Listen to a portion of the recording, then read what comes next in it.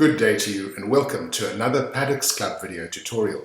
Today I want to continue with an examination of the budgeting process at a community scheme's annual general meeting. You'll remember that last week I made the point that a percentage increase is not a sensible approach from a budgeting perspective, and I spoke in the context of sectional title schemes.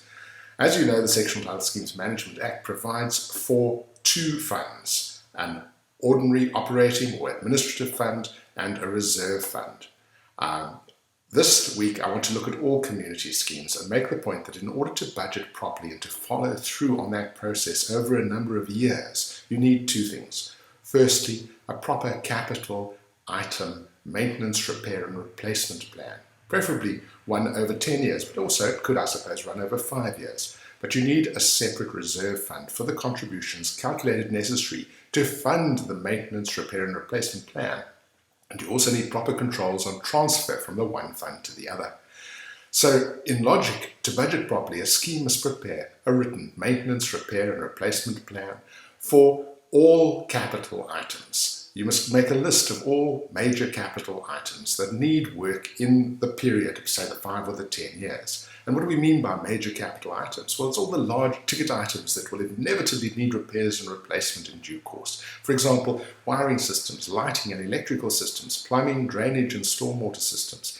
If you have them, heating and cooling systems, any lifts in the buildings, interior and exterior painting, waterproofing, internet, telephone, audio and video communication and other service supply systems. Buildings are becoming more complicated. Roadways, paved areas, security fences, bars and other systems, and any recreational facilities such as swimming pools. So, you need a long list, perhaps in a spreadsheet format, which shows you what are the items. You know that from the time a building is built, it starts to decay, and it will require, all these elements of the building will require repairs and ultimately perhaps replacement.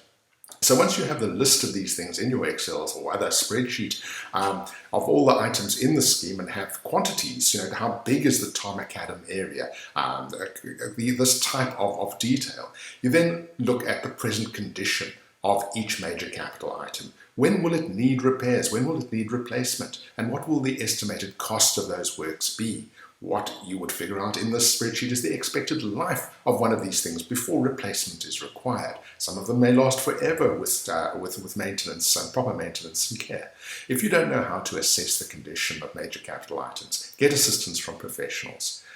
The annual reserve fund contributions for each major capital item should be calculated separately. It's like keeping separate buckets of money for each major capital item and estimating the amounts for each of them, which logically would be the estimated cost to be incurred minus the total of the funds already held in that bucket for that purpose, divided by the number of years, if you expect the maintenance to be fairly even over the years, or perhaps even over months, before that repair is estimated likely. But if, of course, like painting, it's something that has to happen every 5 or 7 years, depending on where you are, perhaps every 3 years if you're right in the spray belt on the coastline, then you need to calculate in those cash flow draws that you would need.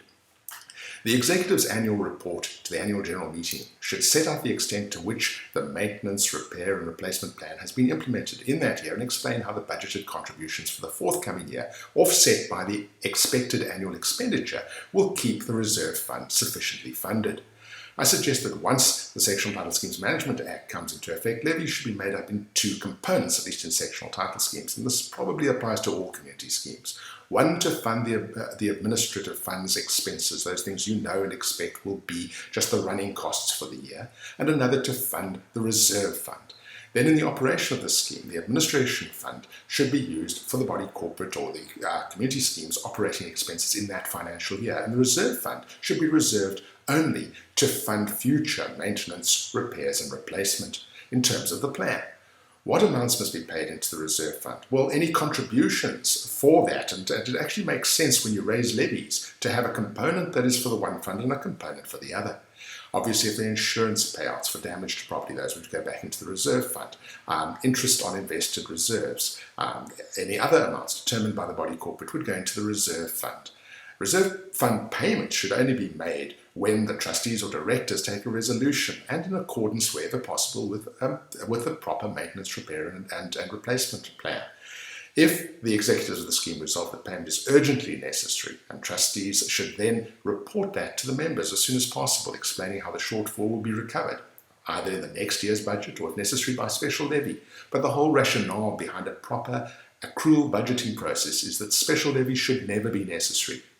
When unexpected expenses do occur in respect of one aspect of a scheme's infrastructure, the total reserves that have been accumulated on an accrual basis for overall maintenance, repairs and replacement should be enough to cover a temporary shortfall for any particular item. Thank you for joining me in this Paddocks Club video, and if you have any questions, let's talk about them in the discussion forum.